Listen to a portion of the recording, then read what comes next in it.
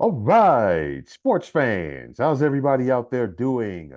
William Martin coming at you one more time here on YouTube with another edition of the 300 Pounds of Sports Knowledge Podcast. Opening day is here in Major League Baseball, and in my opinion, it's not getting the pub that it deserves. And with that said, you can thank MLB Commissioner Rob Manfred for that. Now, with rainouts today in New York City and Philadelphia, there were zero 1 p.m. Eastern start times today for baseball. Why were there only two 1 p.m. starts slated to begin with? That's the million-dollar question right there. We only had four games today between division rivals. And in my opinion, you can thank the balanced schedule for that. For me, MLB just dropped the ball with scheduling for opening day, in my opinion.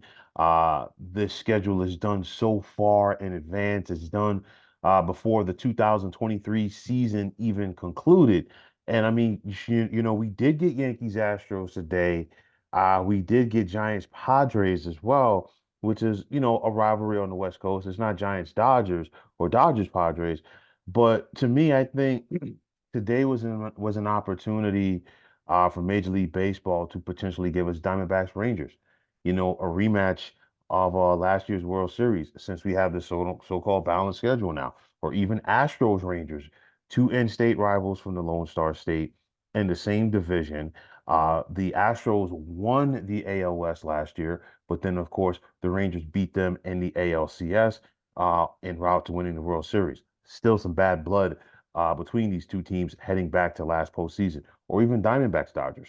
You think about how the Diamondbacks just ran roughshod over the Dodgers last year in the playoffs. The Dodgers dominated that division for the entire year, but Arizona got going in the postseason, and of course, the rest is history. Also, something else that I think MLB made a huge mistake on, making the Red Sox fans on the East Coast, making them have to wait until 10 o'clock tonight to watch their favorite team take on the Seattle Mariners. If you're on the East Coast right now, it's after 9 o'clock there. And it's one of those, Boston fans, they want to see their team. And now they have to stay up, late and watch the Reds, if they stay up and watch the Red Sox take on the Seattle Mariners, as if we're talking about, a middle of the summer game here. So there are so many different aspects that I'm not a fan of. Starting the season on a Wednesday, I think that opening day is one of those, either you start it on a Monday like it has been traditionally for a long time. I know they shifted to this format a couple of years ago, or on a weekend period. Set it up on Friday, make it a marquee thing.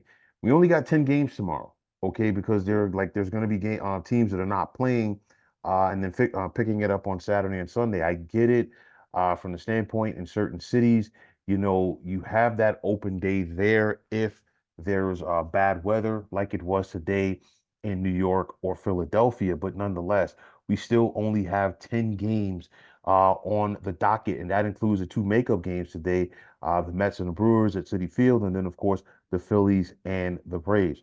The other question is going to be, how many people are going to be watching opening day tonight or the NCAA tournament? I guarantee you plenty of people are watching the tournament right now because there is a lot of fun-filled excitement there. And in my opinion, Major League Baseball had some momentum going for themselves after a very exciting postseason, but they have dropped the ball ever since then. A very dry, boring, and drug out free agency. This is something right here where I think Major League Baseball is well behind the curve to the National Football League, to the NBA, to the NHL, to the Premier League in soccer, honestly, even in auto racing, because when the NASCAR season is over, when not the Formula One, but the IndyCar season is over, you're looking to see or which guys, have deals up with certain teams as far as which team are they going to shift to. We know about the transfer window in soccer. You just look at the excitement that was generated from when free agency began in the National Football League this past all season, as far as player movement. A lot of that was heightened by the expanded salary cap, whereas Major League Baseball, they're trying to take it back and not pay certain guys. The NBA, you think about it, right after the NBA finals, we go into the NBA draft, and right after the NBA draft, and around 4th of July weekend, we go at it as far as free agency and the trades and the movement. The same thing could be said with the NHL. Here we have a situation in Major League Baseball. The season just started today officially, and there were key guys, big name guys out there on the market who literally just got signed. Okay, so I think this is something else right here, in my opinion, where Major League Baseball has dropped the ball. These other leagues, these other associations, they make free agency time a marquee event because you know what? It gets the fans going. Okay, we've had this thing going on since November or December. And, it was so drawn out. And outside of, Shohei signing with the Dodgers, there was zero excitement, in my opinion, for this free agency period. And like things like this is why, in my opinion, okay, again, and I'm not trying to sound like a broken record using that term, but this is why I do believe that MLB continues to lag behind those other leagues as far as their popularity goes. Baseball is no longer America's pastime. They've allowed the NBA to pass them. They've also allowed the NFL to pass them. And honestly, I think the NFL is light years in front of baseball as well as other sports right now for popularity in this country. But with that said, so many bad looks for Major League Baseball. The uniform fiasco that we've seen with between Fanatics and Nike and Major League Baseball, it's just, flat out, atrocious. I just look at this. We needed to see more rivalries games today. I know we're going to get Braves Phillies tomorrow. That's going to be good. But Cubs Cardinals. Okay, we did get Tigers White Sox. A divisional battle. But then you got the Angels traveling cross country to take on the Baltimore Orioles. As an example, it's one of those. I totally get it. Major League Baseball wants to schedule more games in warm weather cities or teams, that have a dome early on in the season, because of fear of the weather on the East Coast. But then you're starting the season now in March in comparison to April. And some of that has to do with the expanded postseason as well. And of course, the lack of double headers like it was in the old days. At the end of the day, um, I think, the Major League Baseball should have a good season. They're going to have this Ohtani controversy hanging over them for right now until they get ahead of this thing. But, again, they need to go back to the drawing board with the schedule. They're releasing it the season before. We really don't know how things are going to play out in the postseason.